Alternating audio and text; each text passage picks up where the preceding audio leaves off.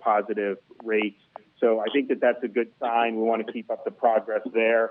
Also, in terms of the hospitalizations, we are now, as of last night, we were down to 683 folks in the ICU. And if you compare that to other states per 100,000, if you put it on an apples-to-apples comparison, you have some of these other states like Michigan, New Jersey, of course, New York, Maryland, Massachusetts. I mean, they are 5, 10, even more times as many people in the ICU per 100,000 than we have in the state of Florida. And I think the same story holds for the fatalities. When you do that per 100,000, Florida has done a very good job at helping to prevent the type of fatalities that you're seeing per 100,000. And actually, there's states that are a fraction of our size that have 50%, 100%, 200% more fatalities, just regardless of population. But then obviously when you put it on the apples to apples. So I think that that's been good progress. I think that's a testament to the people of Florida. Obviously, a lot of the local communities who got hit have had to do some tough things, and I think have been working really hard. So we appreciate that very much. And then yesterday we had 729 new cases, but we had almost 13,000 test results. So that was one of the lowest positive rates we've had in quite some time as well, which is another good thing. So I like the direction it's going. We got to keep it going there. We got to make sure that people are healthy and that we're going in a good direction. Now, going forward, I think it's important from a health perspective that we keep the momentum going. But from the economic perspective, we need to have people have confidence that what's going on economically is being done safely and with an eye towards making sure people are protected. There's been a lot of conflation over the last really month and a half between like a complete shutdown of everything and social distancing, and they're actually not the same thing. You can do a lot of things to social distance that doesn't involve, completely shutting down everything. And I think that we've seen that be effective in other countries, and I think obviously in Florida we've seen that be effective as well. So there's going to be a lot of things that will be done going forward. Obviously, we're soliciting as much input as possible. I know some of the businesses that are thinking about the way forward are looking to this group to develop some minimum safety standards. But I think people are hungry to be able to really do everything they do in a very safe way. And at the end of the day, we're looking at, I don't like this essential, non-essential distinction. I view it as whatever business you're in, is it low risk? And if it's not, what types of measures, social distancing, sanitation, or others, do you need to do to be able to make it low risk? And I think your input obviously will be very, very much appreciated on that.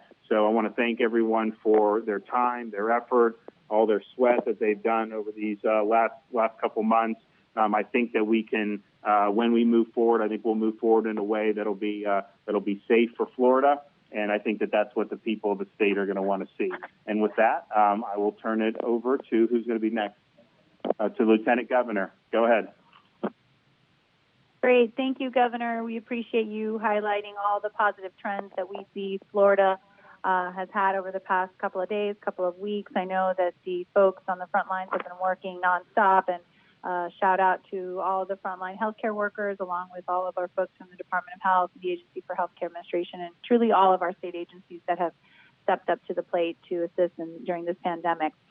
So again, thank you all for participating in today's call. I know there was a series of calls that occurred earlier today, so we are looking forward to hearing from those folks. But I just want to recap from what I heard loud and clear yesterday at this call. I think we heard very specifically from the group that we want to focus on safety, and that's something the governor has continued to reiterate vis-a-vis our economic recovery efforts. We want to make sure that we do it in a manner that's safe for Floridians.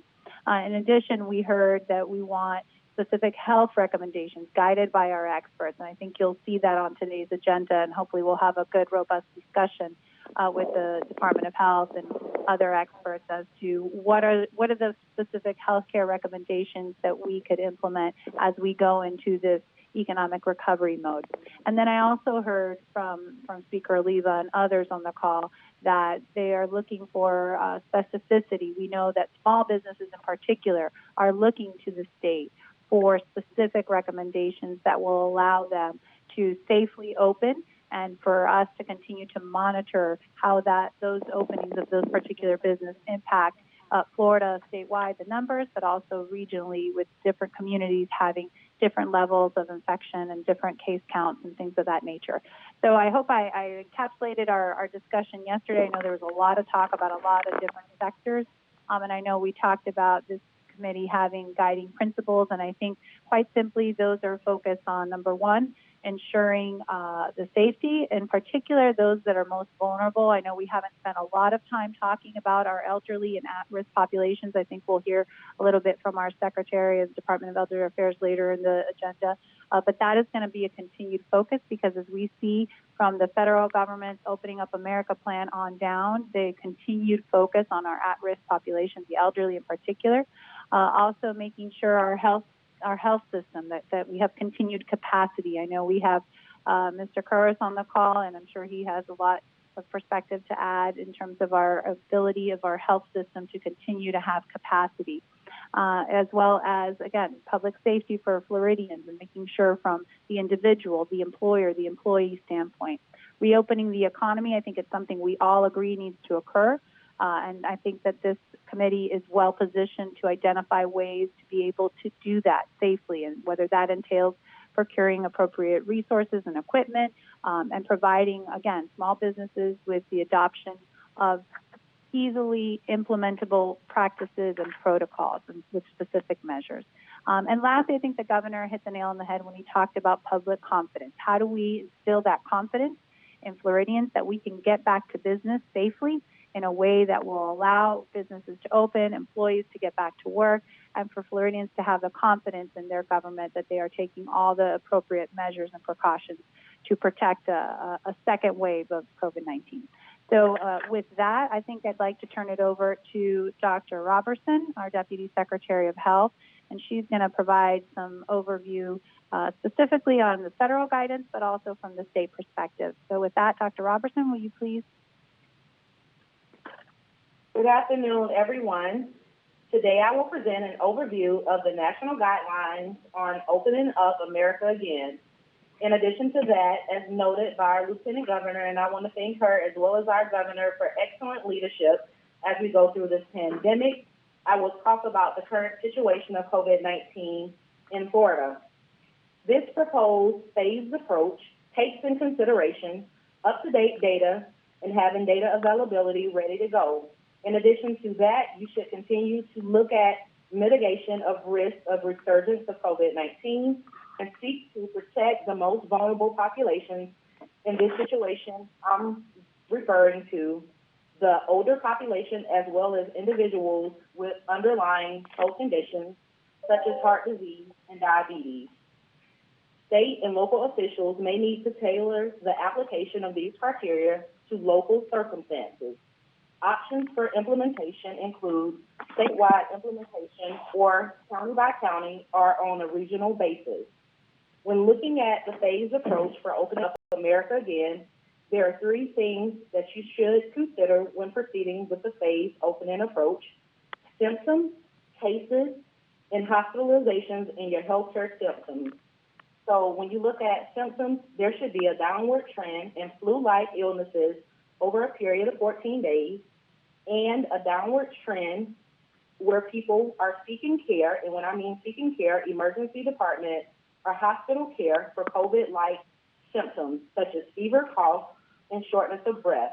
This is referred to as syndromic surveillance.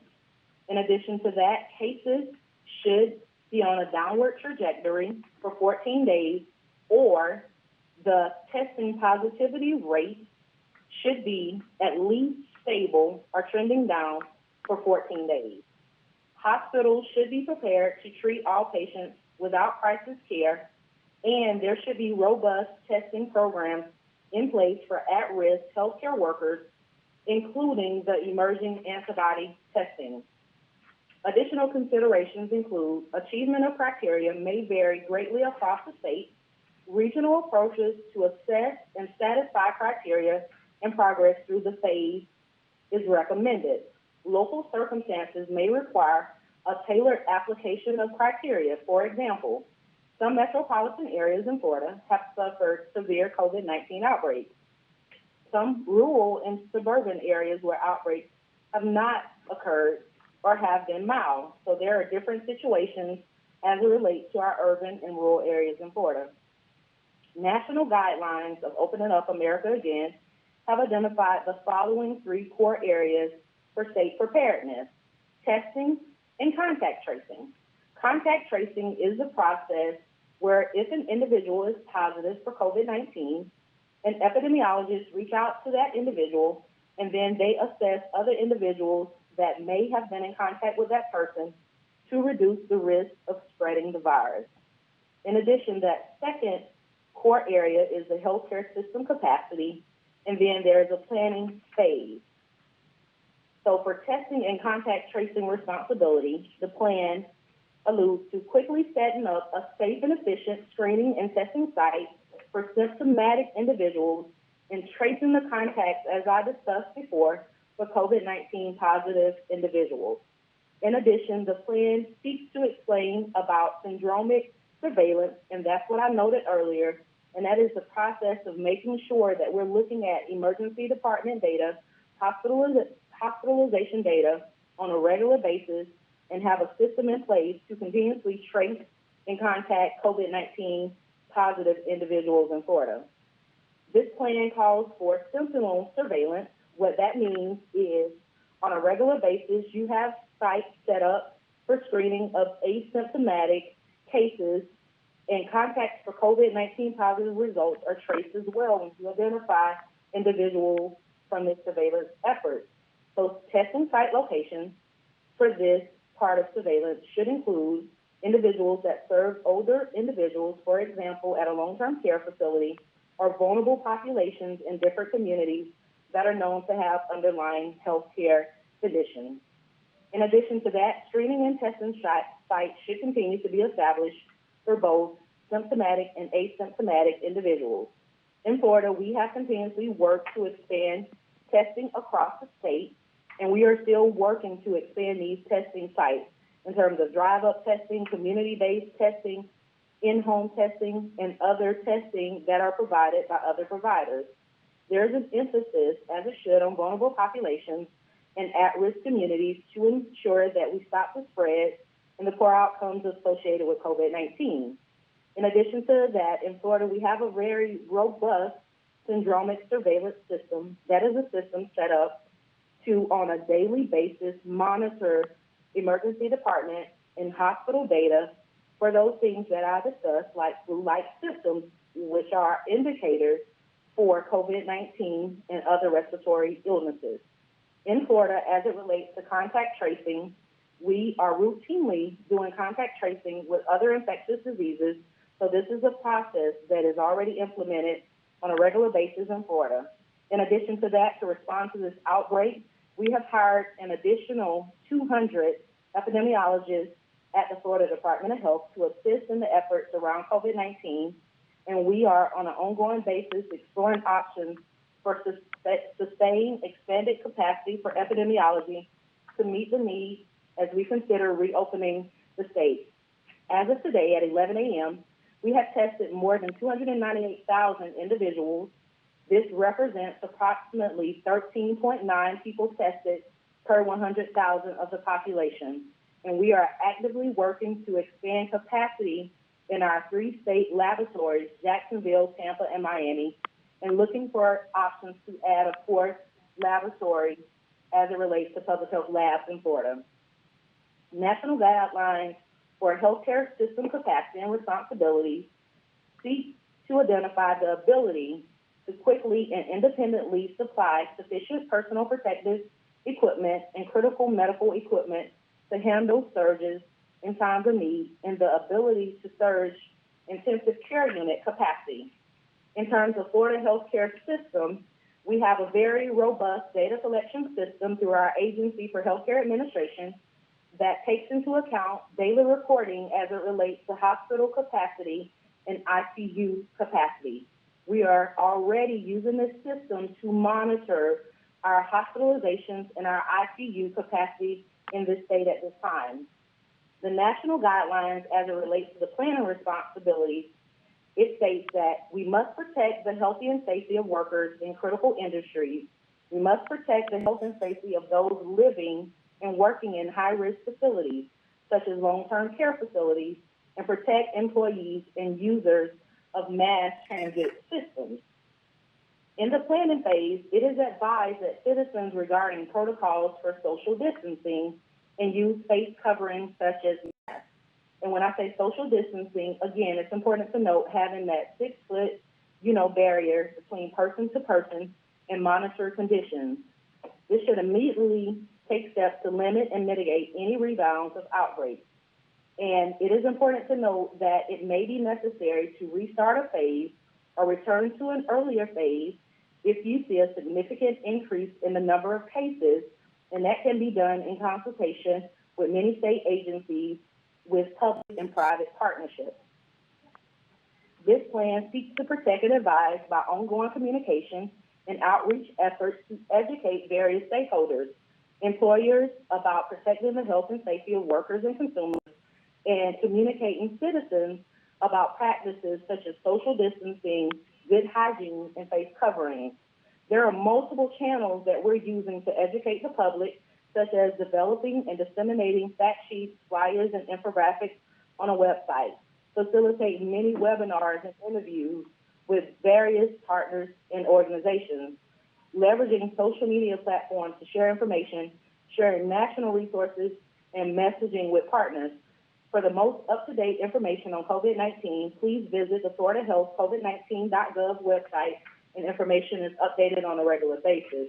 In addition, on that website, there's a dashboard, which is a monitoring tool where community providers and people in the public can see real-time data that can be used to drive local decisions on how to respond to COVID-19. National guidelines present about all phases individuals should contemplate how to continue to practice good hygiene. So that is washing your hands at least 20 seconds with soap, or using or making available hand sanitizer with at least a 60% alcohol base, making sure that individuals are educated on not touching their face, sneezing or coughing into a tissue, and washing your hands at least for 20 seconds with soap and water afterwards, and seasoning your elbow if that tissue isn't available.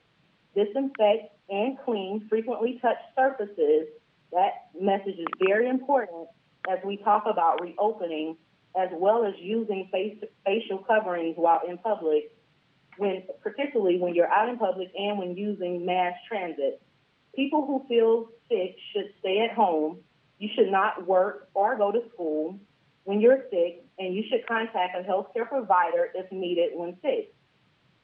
Employers should develop and implement appropriate policies regarding social distancing and protective equipment as needed, temperature checks, testing, isolating, and contact tracing in consultation with your local health department, sanitation, the use and disinfection of common and high traffic areas in your business, and then assessing business travel as allotted by the phase. Monitoring workforce for symptoms. Do not allow symptomatic people to physically return to work until they have cleared or been in consultation with a medical provider, and then developing and implementing policies and procedures for workforce contact tracing for employees with COVID-19. And again, that contact tracing is done by the Florida Department of Health. So just continuing to work with your local county health department if you identify that an individual has been exposed with COVID-19 while at their place of employment. In phase 1 of the guidance for opening up America again, you must satisfy the areas as indicated with symptoms, cases, and hospitalizations. Again, that's that downward trend in the number of cases of COVID. Again, that's looking at your positivity rate, looking at your hospital care, your healthcare system, and testing. So all of these things should be considered. But in the phase one of this, all vulnerable individuals should continue to shelter in place. Those living with vulnerable residents should be aware that by returning to work or other environments where distancing may not be practical, they could carry the virus back at home. Precautions should be taken to isolate from vulnerable residents as being necessary. All individuals should continue to maximize physical distancing, so making sure when in public that you're keeping the 6 feet distance away from the next person, and to avoid socializing in a group of more than 10 people in circumstances that do not readily allow for appropriate physical distancing. In phase one of Opening Up America Again plan, you should minimize non-essential travel, and you should adhere to the Centers for Disease Control and Prevention guidelines regarding isolation following travel. Employers should continue to encourage telework whenever possible and feasible, return to work in phases if possible, close common areas where personnel are likely to congregate and interact, or enforce strict social distancing protocols, minimizing non-essential travel, and adhere to the Centers for Disease Control and Prevention guidelines regarding isolation following travel. And employers should strongly consider special accommodations for personnel who are members of vulnerable populations. And again, those are individuals with underlying health conditions and individuals that are older, greater than 65. Schools and organized youth activities during phase one that are currently closed should remain closed. Visits to senior living facilities and hospitals should be prohibited. Those who do interact with residents and patients must adhere to strict protocols regarding respiratory hygiene, so hand washing, wearing a face covering, and things of that nature. Large venues such as sit-down dining should consider operating under strict physical distancing protocols, and elective surgeries can resume as noted in these guidelines as clinically appropriate on an outpatient basis at facilities that adhere to the Centers for Medicare and Medicaid Services guidelines. Gyms may open if they adhere to strict physical distancing and sanitation protocols. And under phase one of these guidelines, it recommends that bars remain closed. Under phase two of these guidelines, it notes that for areas with no evidence of rebound and that satisfy criteria a second time. So again, those are the buckets that I'm talking about, the reduction of symptoms, cases in hospitals. So as you go through phase one, and there are no resurgence of an increase in COVID-19 or that positivity rate doesn't increase, then you should consider phase two. So for phase two, as it relates to vulnerable populations, they should continue to shelter in place, and those individuals living with vulnerable residents should continue to take precautions. All individuals should continue to maximize physical distancing from others while in public, so still keeping that 6 feet apart distance, and should not go into settings of more than 50 people if possible, and make sure that when they are in groups of this large proportion that you should continue to avoid unnecessary social distancing, should be adhered, and you should avoid, coming into contact with many people. Non-essential travel can resume at this point. Employers in phase two under these guidelines should continue to encourage telework when possible, close common areas where personnel are likely to congregate and interact, and enforce moderate social distancing as compared to strict social distancing protocols that was noted in phase one. Non-essential travel can resume, and individuals should strongly consider special accommodations for personnel who are members of vulnerable populations. Schools and organized activities can reopen during phase two. Visits to senior living facilities and hospitals should be prohibited. Those who do interact with residents and patients must adhere to strict protocols regarding hygiene, and large venues such as sit-down dining, movie theaters, sporting venues should consider operating under moderate physical distancing protocols as compared to strict physical distancing protocols in phase one. Elective surgeries can resume as clinically appropriate on an outpatient and inpatient basis at facilities that adhere to CMS guidelines. Gyms may remain open if they adhere to strict physical distancing and sanitation protocols. Bars may operate with diminished standing room occupancy where applicable and appropriate. In phase 3, this is where there is no evidence of a rebound of cases, and you should move on to phase 3 when phase 2 have been filled and you don't see a resurgence in cases.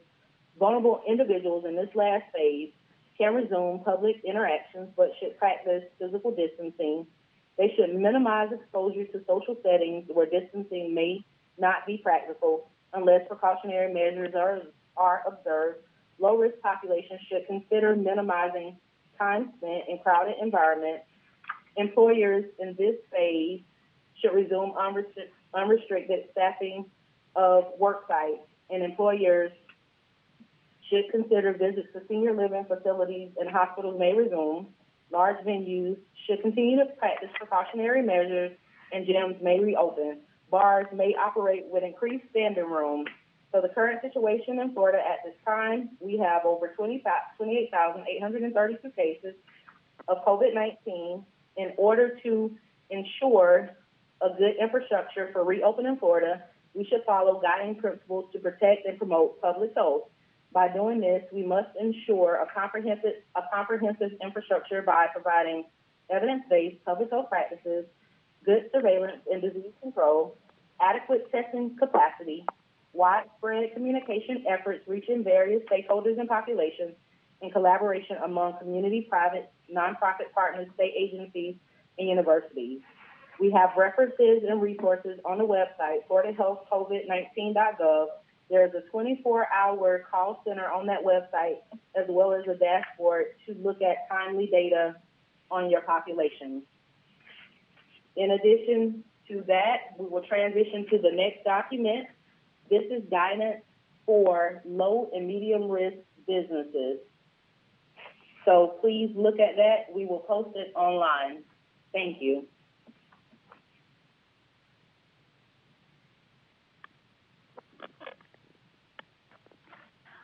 All right, thank you, Dr. Robertson, for that presentation. Are there any questions specific to that presentation as it relates to either the national standards or any Florida-specific information?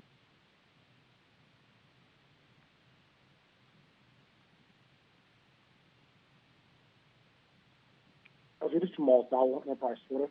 The question I have is about the testing sites. I know we have several universities doing that, FAMU, FIU, UCF, and others.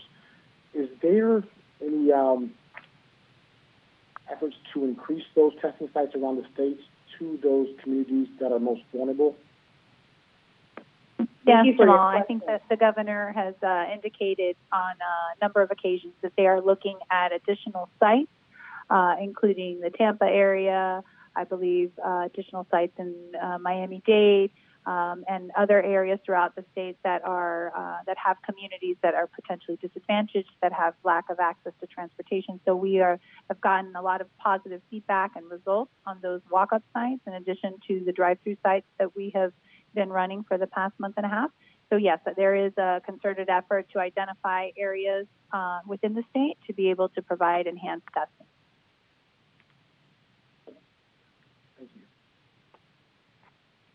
Any questions of Dr. Robertson's presentation? Yeah, this is Eric Szilagyi. I know there was a lot of information. Yes, go ahead, Eric. How are you? I'm fine, thanks. Hey, Doctor, thanks for the presentation. So I'm just checking to see on the guidelines for all phases employers. I've gotten a lot of questions about this from different size employers. I know there's one of the gating issues is that we're supposed to monitor or the recommendation is to monitor workforce for any kind of indicative symptoms, such as temperature as an example. And so if an employer is not in a position to take everybody's temperature before they enter their premise, is that suggesting then that they should not be able to reopen at this time because they can't meet the gating issue before they get to even phase 1? In terms of taking temperatures That is something that is recommended. However, individuals can be advised that if you're sick, to stay home, but it's not a requirement in these guidelines that you have to take temperatures for all employers, and that can be decided on a case-by-case basis of the business. Okay, so the guidelines for all phases employers, it's just guidelines, but if you can't meet any of those guidelines, then you still go on to phase 1 or 2, depending on where we are from opening business.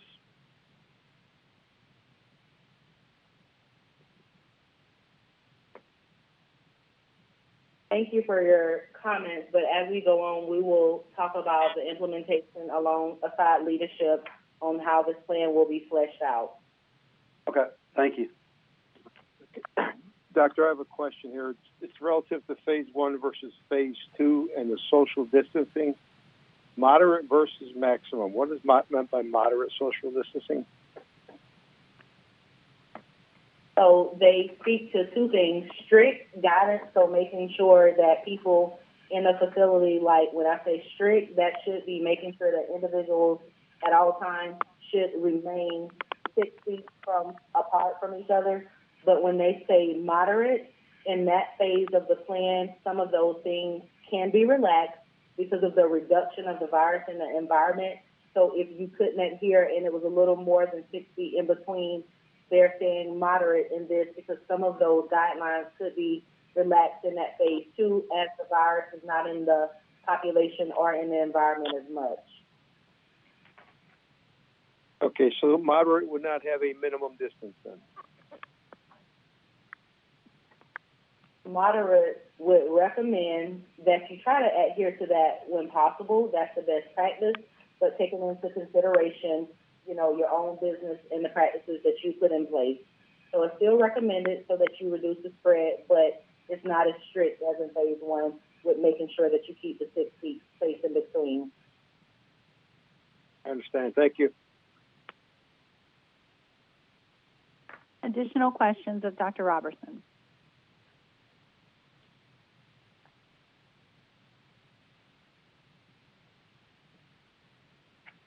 Okay, hearing none, I appreciate your presentation, Dr. Robertson. I know that there are a lot of information being trickled down from the feds in terms of their national plan to open up America. I know that there's a lot of things that are specific to Florida and obviously a lot of things that are unique for Florida. And so I think some of the specific questions about temperature checks versus educating your workforce, those are things that I think businesses want to understand to be able to follow the recommendations, but also be adapting and adjusting as we go through the different phases. So I know there's a lot of questions, I'm sure, and we'll continue to answer them. And I think you will be on the call for the remainder of today. Is that correct? In case we have any additional calls? Questions, yes, rather? I'll be on. Okay. Yes, excellent. Very good. Well, thank you again. And with that, we'll move to the item number 3 on our agenda, which is an update from our committee meetings that met earlier today. Senator Simpson, I believe you led the group dealing with agriculture, finance, government, healthcare, management, and professional services. And again, just for sake of clarity, I know that there's a lot of questions around which businesses are low risk, which are medium risk, which are high risk. I know that we tried to group them based on Bureau of Labor statistics and information as it relates to the proximity of the workforce and whatnot, but understanding that there's a lot of nuance and a lot of individual businesses that have unique circumstances. So, Senator Simpson, if you wouldn't mind giving us an update. I know that your call yesterday had technical difficulties, so I know you probably had a very lengthy call today, so appreciate your work, and if you could please give us an update. Thank you, Lieutenant Governor. And yes, we did have a lengthy call, and I'm going to try to boil it down fairly quickly. I think most of the executive committee members received the notes that were put out from earlier today, but I'm going to do my report from just a few of the notes I took on the phone calls. I'll start with agriculture. Most of the folks don't realize that agriculture is the second leading driver of the economy, behind tourism, of course, in major recessions or in a pandemic. Clearly, agriculture becomes the leading driver of the economy with over $160 billion a year impact. We currently believe that we have had about a $522 million impact to agriculture thus far during the COVID-19 outbreak. We've got many challenges in agriculture. We talked about supply chain disruptions. What you have is you've got some farmers that supply retail, others that supply the food service industry. The packaging are completely different. The customer base are completely different. And farmers are having to attempt to adjust to for the packaging requirements, the shipping requirements, and those things. And it's very disruptive to our systems because there's not enough packaging. If you're putting in one type of carton, there's only so many of those. If there's all of a sudden a 300% impact to the industry, you can't readily produce 300% more cartons or gallons or the packaging requirements that are for retail sales. A significant problem that we have is that it's very costly to plant these products. This morning on the line, we've talked about anywhere from $3,000 to $6,000 an acre, depending on if you're planting peppers or cabbages or other types of products. And in the Federal CARES Act, one of the main problems is they cap each commodity, each farmer at $125,000. Well, you can imagine if you've planted 100 acres of peppers and it's $6,000 an acre, it's not going to come nearly to your cost of disking and plowing those peppers in, simply because you have nowhere for them to go. So and because of the short shelf life nature of commodities, that's a very serious problem in agriculture. Some of the retail restrictions, again, I mentioned packaging challenges, delivery challenges, because everyone's having to deliver, through the night, trying to restock stores. So there's a lot of not only packaging challenges, but obviously the challenge of dock space at some of our retail centers. That's another major issue for agriculture. On some of the more positive notes, most of agriculture has been following USDA, FDA standards for many years, safety standards, cleaning standards, and so on.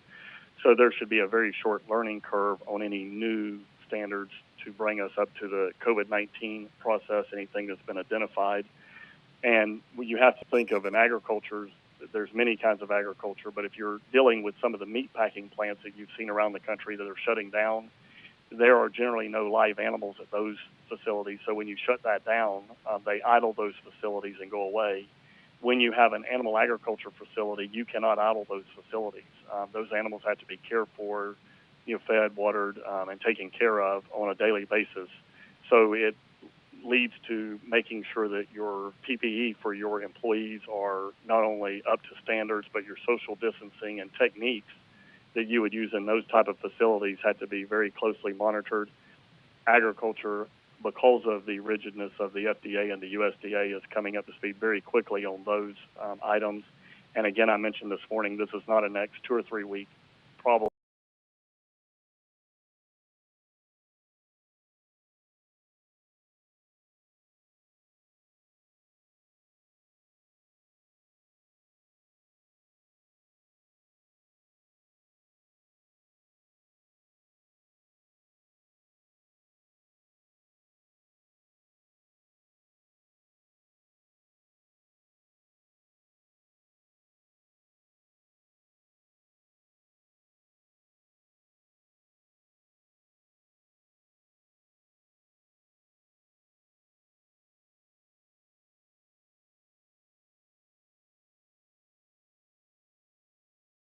Hundreds of thousands of pounds of food to our food banks and our most vulnerable. That's going to continue. There are major retailers and other groups around the state, including folks on this phone, that have given millions of dollars towards those kind of efforts to feed our most vulnerable. Clearly, agriculture is going to continue to work with those groups to satisfy those needs as best we can. Secondly, we talked about the healthcare industry and hospitals. Secretary Mayhew and John Corus led most of that discussion, and the discussions were around clearly protecting our most vulnerable, our nursing homes, our ALFs, folks with pre-existing conditions. That is, throughout all of our discussions, that was key. Following the CMS guidelines, the federal government guidance, making sure that we're continuing to ramp up testing, the PPE necessary, capacities within the system, and the COVID-19 trends. And so we've got a lot of from a business perspective, we have all of these things to do clearly at the same time. And as we ramp up everything we're talking about on here, we are clearly ramping up therapeutic medicines. We're ramping up PPE and capacity within the system. So those were at the top of the list. Then we moved into more of the systems. How are we going to get them restarted? We talked about elective surgeries. We talked about Governor DeSantis' order, I think, expires on May the 8th, so that elective surgeries may start up on May the 9th. There was some discussion that if in parts of the state hospital systems are prepared to start earlier than that, that may be possible, that as long as they have the appropriate PPE and staffing and training to start those methods. We talked about the pause that Governor DeSantis put in place was clearly the right thing to do, because at the time, we were looking at a much bigger utilization of our capacity. But that pause is causing other problems.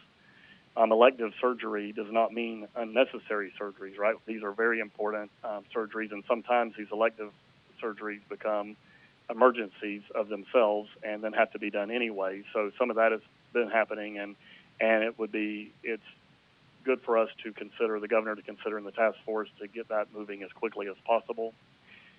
Financial problems within the system. While you have a lot of the hospital systems at 40-50% capacity, there's clearly a lot of idling of the employees. The suppliers to those hospitals, the subcontractors and vendors that supply those systems are under great duress at this time. The FHA, I believe, estimates between 30 and 50% reductions in revenue, which is right now about a $500 to $600 million impact so far. So getting those elective surgeries back up and running will obviously bring a lot of relief to those folks. Specific recommendations, and these were put together, I believe, by many groups, including the FHA and the Florida Medical Association, among others. If you have a any high-risk procedures, you'll want to have a COVID-19 test 48 hours before that procedure. You'll have to answer different types of questions that may not have been contemplated in the current questioning the day of surgery. So when you come in the morning, you may be asked questions about your temperature, about what you've done the last couple of days since you've had your COVID-19 test. Have you isolated properly? All of those kind of things to make sure that the system doesn't break down. We talked about drawing down maximum federal dollars through the DPP payment program, the direct payment program, and that's something that we believe can be done under the governor's order, at least temporarily. That's clearly a legislative issue, but under the emergency order, we can maximize those opportunities to draw down federal dollars. One of the suggestions were that the surgery centers and the hospitals get started at the same time. Both have been shut down on elective surgeries, and I think that the discussion point there is, do we allow those systems to come back up as they believe, depending on their area of the state and the demands? If there is enough capacity and training completed, will parts of the state get started earlier than other parts of the state? One of the suggestions was to prioritize those elective surgeries based on needs and severity of the problems, and of course that will be left up to our health care experts and their doctors. One of the suggestions was to have 15 to 30 days of PPE on hand. There was some discussion on that, and obviously the preference would be to have 30 days of PPE, but again, that is a system-wide supply chain issue, and hospitals are very capable of making those kind of decisions. Secretary Mayhew will continue to gather information for the governor's office, so anyone with any additional information should submit that information through Secretary Mayhew. Dentists would like to also be classified as essential health care and ramp up slowly according to the guidelines that will be coming out of this committee's recommendations. The Florida behavioral health system and mental health system clearly want to be recognized in this system as the full continuum of care to make sure that we are appropriately taking care of those folks. And then we moved into Secretary Prudhom's. He's the CEO of the Florida Department of Elder Affairs, or Secretary.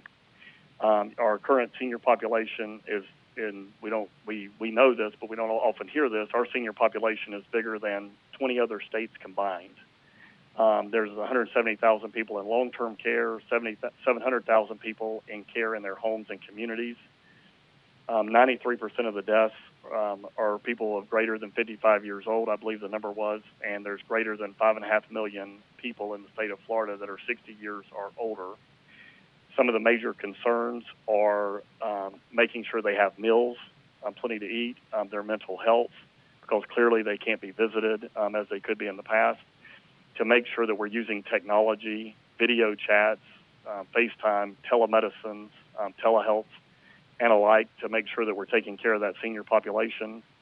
And obviously they want to open slowly and carefully as we take care of our most vulnerable. And when you look out over the next 6 months or 9 months until we hopefully will have a vaccine, this population is going to have to continue to maximize the social distancing, the PPE that would be needed for people who are working with them and around them. So telehealth, video chats, and mental health counseling and things of that nature is going to be very important to that population. And that is my report, Madam Governor. Thank you, Senator Simpson. It sounds like you had a very robust discussion around many different areas of Florida's economy. So I appreciate you leading and spearheading that. And I know that we also have Secretary Mayhew on the phone if there are any specific questions. But it sounds like your subgroup had a number of suggestions and recommendations for this executive committee to consider. And so I would just encourage for you to continue working with staff so they could provide that to us fairly quickly so we could take a look at that and perhaps discuss it at length. I don't know if there's any initial comments about those suggestions or recommendations or any questions that we have of Senator Simpson, so we'll open it up right now to questions. Lieutenant Governor, this is Jimmy Petronas. Go ahead, CFO. Thank you. Thank you. Senator, that was, I tell you, I took more notes in the last 2 minutes than I have in a long time. All the news that you're rolling out is music to my ears. I'm thinking about the elective surgery part of what you were bringing up and how critical it is. I mean, our hospital and surgical centers and those physicians, they understand how to handle pandemic-type conditions better than anybody. And I look at so many of those operations, nothing more than small businesses that want to get back to work.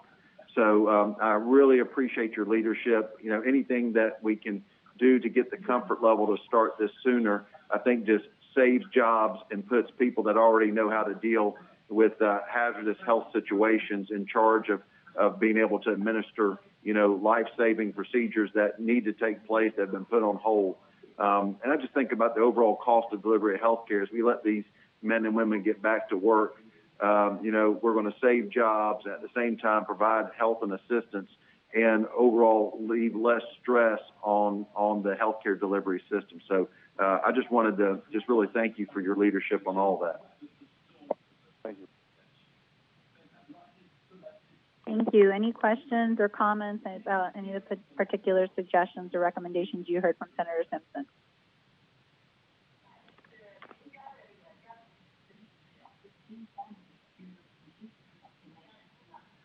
Any questions or comments? Okay. Senator Simpson, you must have done such an excellent job, and so there are no questions of your meeting today. So thank you for that again. We'll move on now to the next subgroup that was headed up by Commissioner Corcoran. Commissioner Corcoran, if you could please give us an update on your meeting today. Yes, Governor, we had a robust group too. We had 4 presentations. The first one was on IT. We had James Taylor, who was the CEO of the Florida Tech Council. The big takeaways was rebuilding trust. Also in this down COVID where people are not paying attention, there's a likelihood for increased cybersecurity attacks, and they're keeping an eye on that during the crisis. The big things, they're completely suited to work remotely, and so that part has been seamless for them. They even put together, which I don't know if it's on our email that we had today, but we'll make sure that Chris gets it out to everybody. But they have a best business practices, very much what you're hearing on some of the other calls and from the calls yesterday. And it's a nice, very specific list that goes everything from employee and visitor self-screening protocols to PPE for staff to how much inventory. You heard it there on the phone about 15 to 30 days. They had 30 days for theirs. Signage, what they're doing for employee training, but it was a nice list that he provided to us that we'll get out to the entire group. Following that, we had a overview of the impact to early education and its role. We had Senior Chancellor Eric Hall from the department and Avilio Torres, who's the President and CEO of the Miami-Dade County Early Learning Coalition. Some of the big highlights were, one is the role that it plays in getting our economy stabilized and back to work, and how utilized it is across the state for people using it for the child care services and how vital that is. And so what we talked about was initially the governor came out in our early learning, and we basically incentivized early learning centers, which we never closed. We allowed them to stay open if they were able. We basically incentivized first responders to come and be able to utilize the services. That's gone terrifically. We've had over 1,300 first responders and healthcare workers utilize the incentives to have the child care. In fact, on Wednesday, we had 700 alone participate. So moving forward, obviously, big issues for them are adjusting the supply needs. Everything from, wiping down and PPE and et cetera. In the early learning space, it's virtually impossible to self-distance. But the centers have been open, they've been functioning, and even today we're at about just under 50% are still remain open. The other part that was significantly talked about in early learning was the achievement gap. And going back on the early learning openings, obviously in the areas hardest hit like Broward and Miami-Dade, the closures are much greater. In fact, 85% are closed in Miami-Dade. So this incentive program has been really vital for those kinds of areas that have been hard hit to stay open and offer the services to the first responders and our healthcare workers. But the second big issue is, again, you're going to hear it in all aspects of education, is addressing the achievement gap.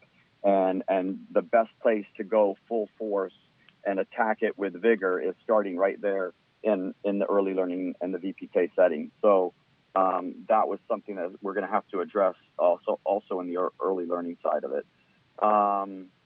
The next presentation we had was an overview of the workforce, our technical centers, and our colleges. We had Eric Hall, the Senior Chancellor, presented there too, and we also had President Greg Hale from Broward. Obviously, the spring semester is closed, and they're working through the closure of closing out all of those aspects. They've initially closed for the beginning, summer A and C for summer, but they're still, holding out, and they'll see where they stand come the end of summer, beginning for the fall. All the kids are being remotely currently, continued to take classes and are graded.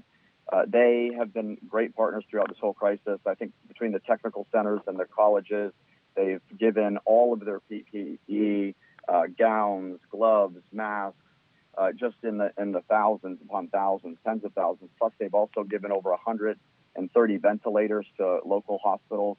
So they've really just stepped up and done a great job. But again, the two big issues that came out of colleges and workforce are, one is when you have an economic downturn, when you have who comes into play more than anything are your tech centers and your colleges, because when people are out of work or unemployment goes up, the first thing they want to do is reskill themselves or re-educate themselves to go out there and be more marketable in a workforce. And that flood is always first and foremost in our tech centers and our colleges because it's so inexpensive, and it's an open enrollment. So one of the things looking forward into the next fiscal year is there's going to be tremendous demand on our college system requiring, you're going to see a bunch of increased funding needs there as their student population just goes up exponentially. Also, in that regard, they're doing a great job in planning out, and they're going to have short-term certifications for those critical areas. So as COVID hit, they were very quickly doing short-term certifications on nursing and what have you. and that's going to continue and be expedited so that those offerings will be continued throughout the fall and into next year. The big issue, again, hear it everywhere, is the achievement gap. And President Hale gave a great presentation and talked about that the problem with the population that has, hit most with the achievement gap is, he called them the 3 T's, but they have troubles with time because they're working multiple jobs. They also have to take care of their kids. They're juggling all of those aspects, and sometimes they're doing it by themselves. They also have transportation needs. Not all of them have it. So they literally will, walk their kids to the bus stop, walk all the way back a mile, whatever it might be, to their bus stop to get to their first job. So it makes it very difficult for them to make it onto a campus and to get that. And the last thing is, as we've seen in the K-12 space, is the technology. But just like the K-12 institutions, the colleges are well poised to not have any desert zones in the entire state and getting to that 1-to-1 ratio for devices with their students. So that's something that'll have to be taken into consideration on where do we get this education to students. And there's some great partnerships from around the state where they're doing it, in the communities, in the centers, is the teachers and professors are going there and giving that kind of education, and that's going to continue. That's another issue with the early learning going back, was making sure that there is a proper supply where there is a demand in all 4 corners of the state. And right now we're seeing a little bit where there could be an increased demand and we don't have enough centers open. And so mapping that out over the next 6 months is going to be integral to making sure we get back into full recovery. The last one was on manufacturing, and literally you heard President-designate Simpson say it, a lot of hits and discussion about the number of manufacturers in our state who were not able to participate in the first offering of the PPP package. And so they're getting, whether we have to help them or guide them or whatever we can do to these manufacturing outfits to help them get those applications in and get that money so they can stabilize their workforce is very, very important. Additionally, 40% of what they manufacture is sold out of state into foreign countries, and so that's always a problem too because of the shutdown that's worldwide.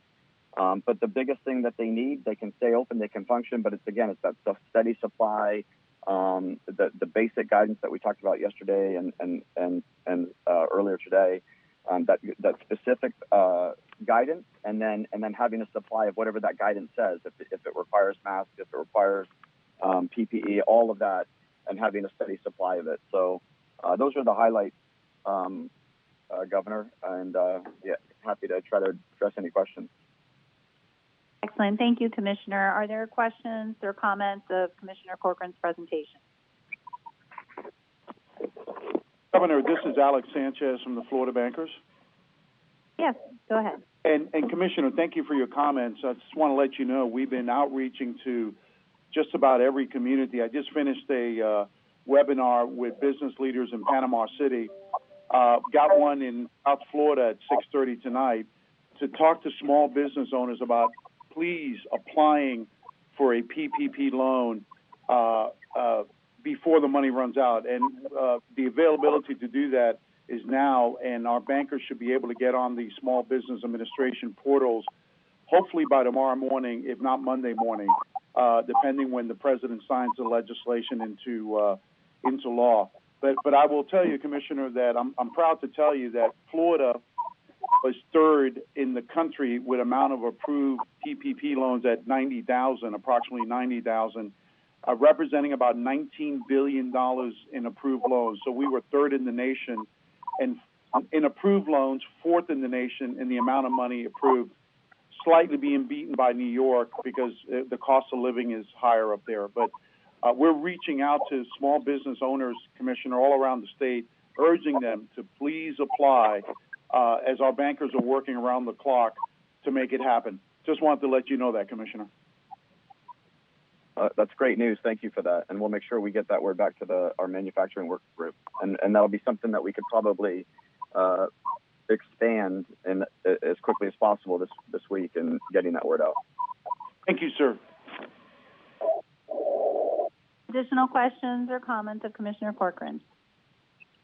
Lieutenant Governor, this is Dale Holness, County Mayor.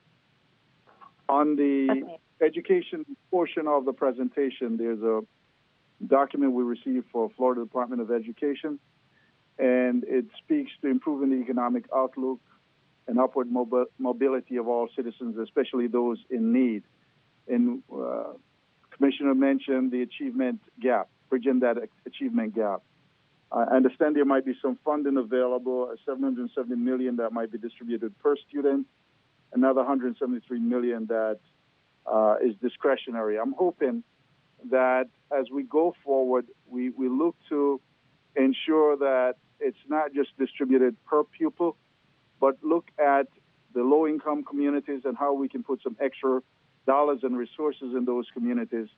And hardest hit area by this coronavirus, wherever it might be in the state, and we know South Florida has been devastated by this virus. So I'm hoping that we can put that in our plans as we go forward.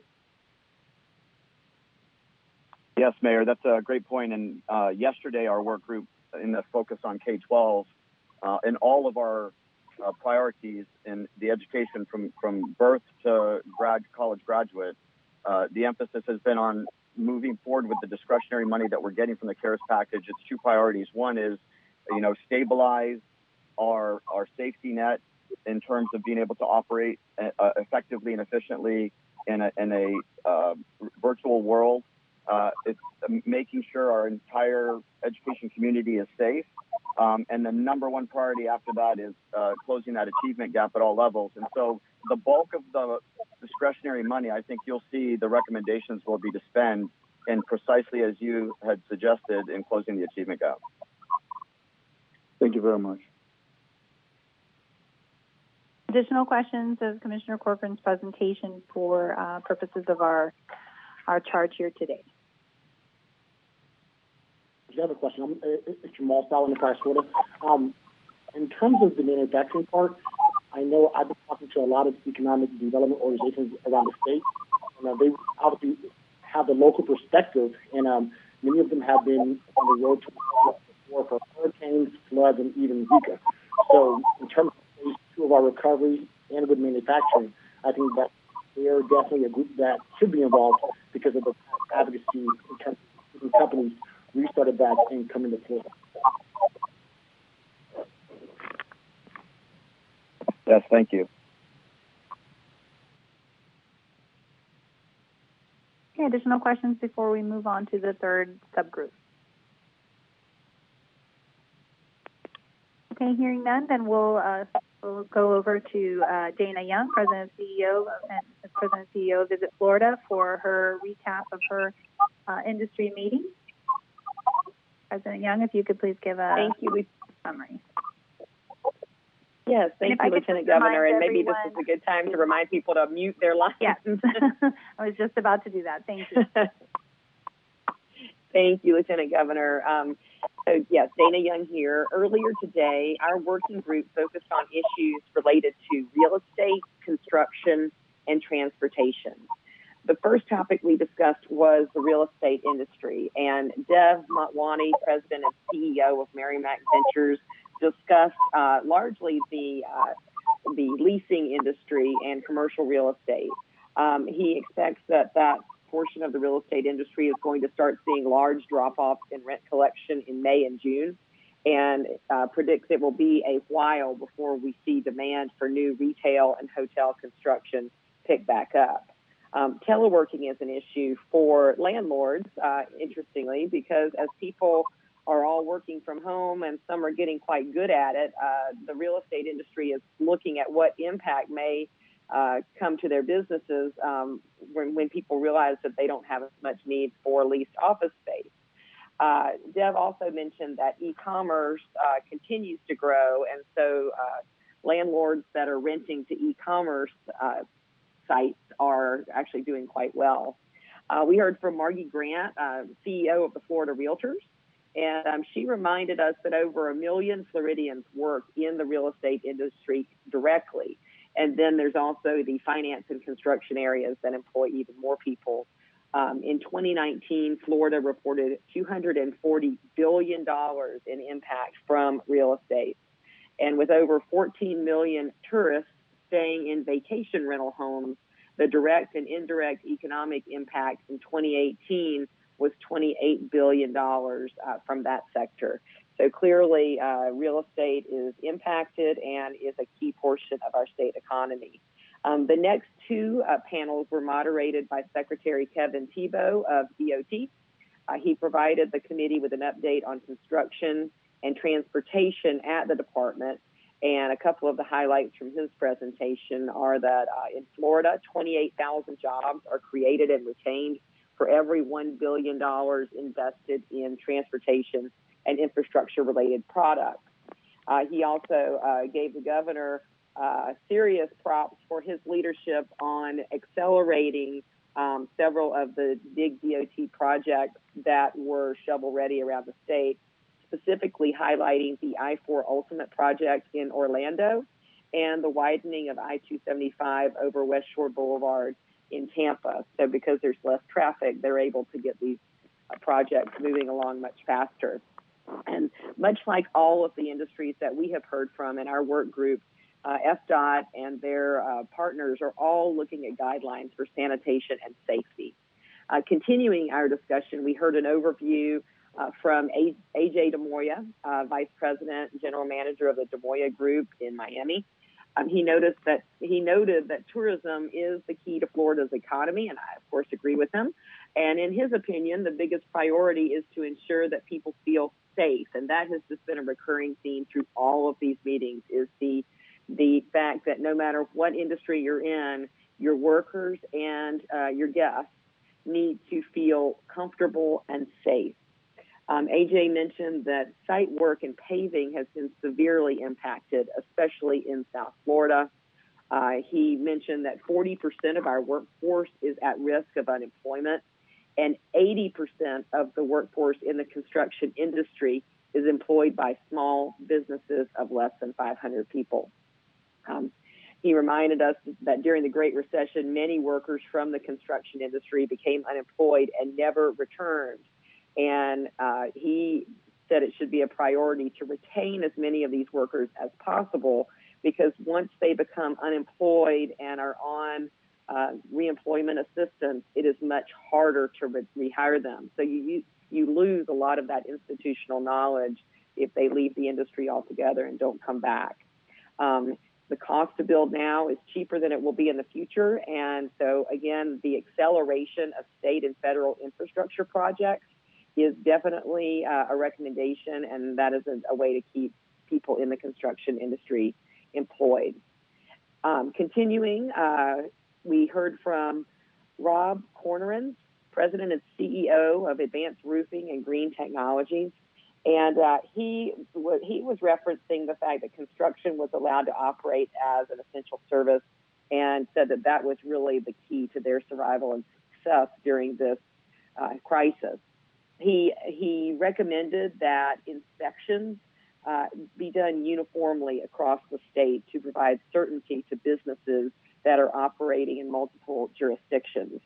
He also recommended that an expedited permit process, and again, as we heard yesterday, tort reform surrounded COVID-19 could help the construction industry rebound. Then we switch gears to talk about airports and seaports and airlines. We heard from Joe Lopano, who is the CEO of Tampa International Airport, and he is very involved in the national airline organization as well. He reported that nationally, airports around the country have seen a 97% decrease in activity. So they're open, but there are not many people there. It could take years before travel and tourism return to pre-COVID-19 numbers. So the facilities at Tampa International have undergone many modifications that I think you're going to be seeing at airports all over the country, such as reduced concessions, reduction of touch points. We talked about that on the restaurant panel 2 days ago, where the little buzzers that tell you your table's ready, or menus, things like that. There's this reduction of those commonly touched items to preserve sanitation. Hospital-grade cleaners have been implemented in many cases, And at Tampa Airport, all essential employees are wearing masks, and they are actually selling masks at their concession stands so that travelers can purchase them if they need one. Joe echoed that infrastructure projects, again, we keep hearing the same theme, but infrastructure projects, particularly those that can be accelerated, is a great way to stimulate the economy and keep construction workers employed. Then we heard from Ted Christie, who is the president and CEO of Spirit Airlines, headquartered in Florida since 1999. Spirit has seen a dramatic reduction in their flight schedule. They are down 90% in their flight schedule. Safety, paramount to Spirit. Hospital-grade cleaners and HEPA filters are being utilized, and he suggested that these best practices should extend to taxis and restaurants and other hospitality industries to ensure consumer confidence.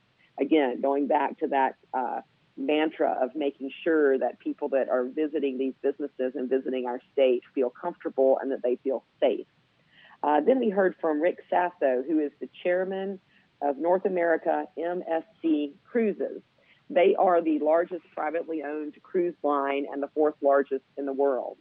As you may know, the cruise industry voluntarily shut down all of their consumer-facing operations quite a while ago. And since then, they have focused on safely bringing their ships back to home port.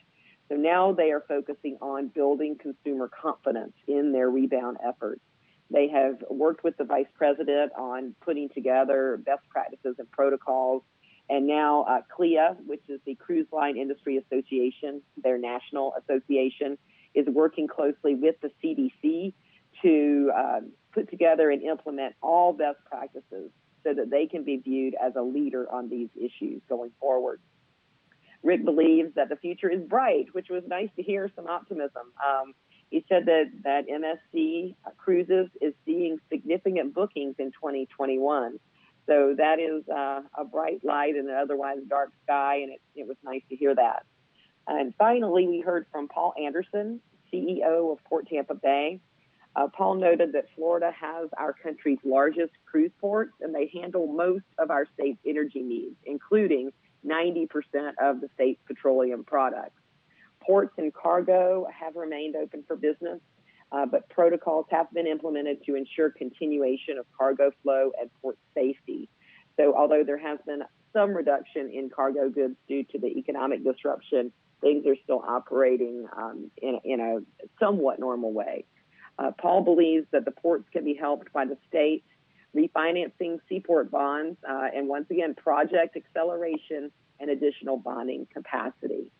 So it was a very full morning. I thought we got a lot of great suggestions. And Governor, that concludes my overview of our working group meeting from earlier today. Thank you. Thank you very much for that summary. It sounds like you were very busy as well. Are there any questions or comments about Dana's presentation?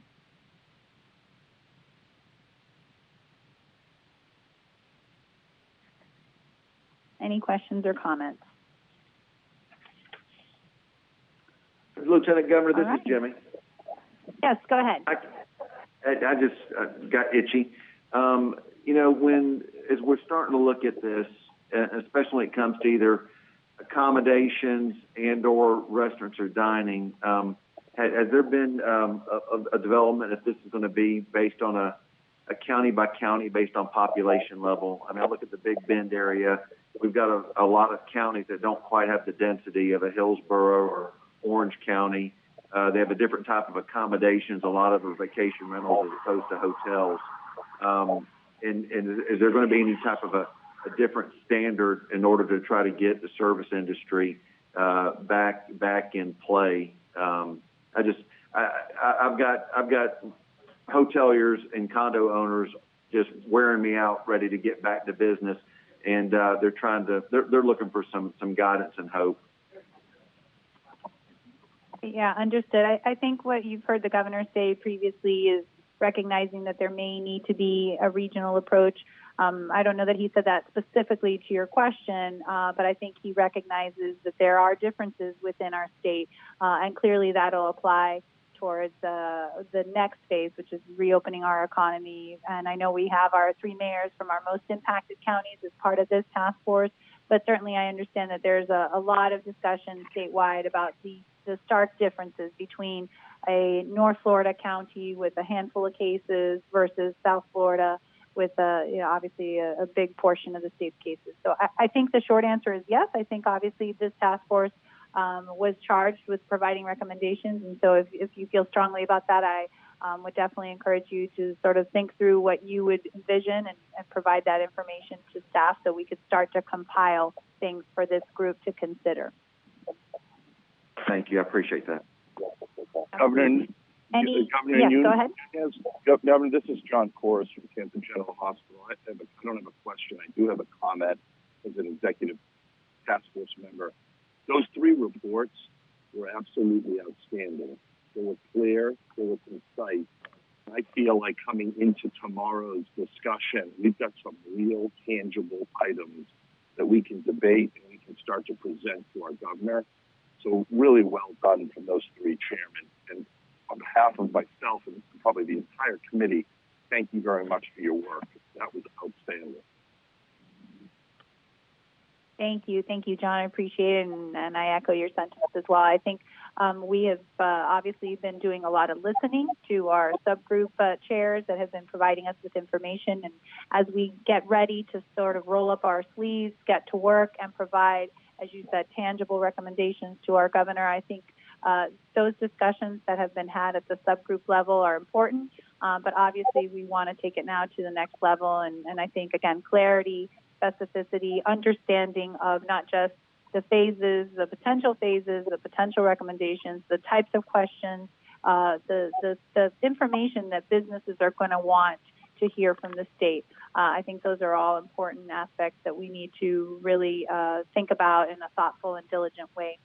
Are there any final questions of Dana or any of the other sub-chairs or any other thoughts that any of the committee members would like to share? I know as we head into tomorrow, we're going to want to start to really speak intelligently about what we believe this task force should be discussing, where we should be heading. I think staff may want to give us some housekeeping information. I don't know if this would be the appropriate time, if either Shane or Chris would like to weigh in at this point before we finish up our comments here on the call.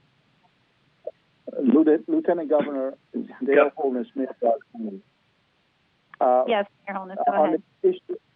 Thank you. On the issue of infrastructure, in the last economic downturn, emphasis was placed on shovel-ready infrastructure projects. I know the governor has already speeded up many of the projects that were being undertaken. I'd love to see us look at supporting shovel-ready projects. The counties and the cities are going to take a hit for bond rating, and we might need some extra support to carry out some of these projects that we have planned for a while that today might not be able to get ready bond funding. Thank you for that comment. Shane or Chris, do you all have anything you'd like to add? Hey, Governor, this is Bill Galvano. How are you? Hey, Mr. President, how are you? Go ahead. Doing good. Thank you for everything you're doing. Can you or Shane walk us through with some specificity what the conclusion and the final steps of this task force are? Like, are we actually putting together a product tomorrow, or is it, as I more understand, we have at this point compiled summaries, ideas, there's been some offline conversations and other information, and then we'll have a further discussion and vet some further ideas, and at that point, then it goes to the governor and his staff to vet through and ultimately make decisions in the form of an order, probably before next Thursday. Am I correct? Thank you, President. I think that I'm sure. Yes. This is Shane Strum. Hey, President, how are you? Thank you, Governor. Yes, I can answer that question for you. And there's been a lot of questions on that. And thank you, President, for your leadership throughout this time. Great follow-up question and a great way to bring this in for a landing today. First, let me thank the Executive Committee once again for all their hard work and time. I know everyone's put a lot of time also into the working groups to make sure that we're not only prepared, but we're bringing all the relevant, necessary information forward to make sure that we're able to reopen Florida in a safe way. So to answer your question directly, here's what everyone's been talking about and what we're going to do next. Absolutely going to continue. So tomorrow we have another big day, 3 working groups, and then the state executive task force will meet. What's really going to happen next is all the groups will bring forward most or all of their recommendations, but this does not mean it's the end. We're trying to just make sure that we bring everything forward in a quick manner as people are really anxious for us to get back open. We want to make sure that we bring everything forward in a thoughtful and diligent way. We're going to be measured in how we move forward. So the working groups are going to bring forward all their recommendations to you all at the executive committee level, and that will happen over the weekend. So it's not going to just happen tomorrow. The governor has tasked Chris Spencer, the policy director, and the Office of Policy and Budget to then work this weekend to synthesize all the information that's been brought forward from each of the working groups and the executive committee. Think of us as your scribes. We'll put pen to paper, and as we do that, we will then represent that information and bring it to each of the working groups and the executive committee. The working groups and executive committee will then have an opportunity to go through those items and issues again, make any tweaks or thoughts that they see necessary, add things that might have been missed or left out by any associations or groups. We've tried to make sure that we've touched on each and every individual sector that's out there. And then early next week, we believe that you're the executive committee, you'll make the recommendation on when you want to present. We'll have final recommendations brought to the governor.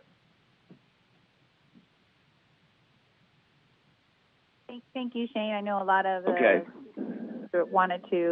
wanted to get that clarity around that, so we appreciate you chiming in. Mr. President, I hope that satisfies your question, and I know that we are eager, like I said, to roll up our sleeves, get to work, and provide the governor with a whole series of recommendations that we believe will be beneficial as we move into reopening Florida's economy in a safe way, in a way that's going to make sense for individuals, for employers, for employees, and obviously keeping in mind the health recommendations, not only here at the state level, but at the national level. And the only thing that I would say is I would caution us as we move forward. I know that there are many leaders and policymakers and decision makers on this call, and I would just remind us that we have a specific charge. And so I know that there's been a lot of discussions around a lot of potential policy recommendations and decisions that we could provide for the governor to consider. I would just challenge us to make sure that we keep this specific to reopening Florida's economy. I know that there's been some discussions that are probably broader discussions that may be more appropriate in the legislative arena or for business owners to specifically decide amongst themselves. But if we could focus our efforts and making sure we're providing the governor with specific, tangible, relevant recommendations as we move into this next phase. And so with that, unless anyone else has any additional comments as we close this meeting, I'll open it up one last time. Governor, I think we're good at this time. And all right, we're good. Thank you. Very good. All right. Thank you all again. And we'll adjourn this call of the Executive Committee Task Force.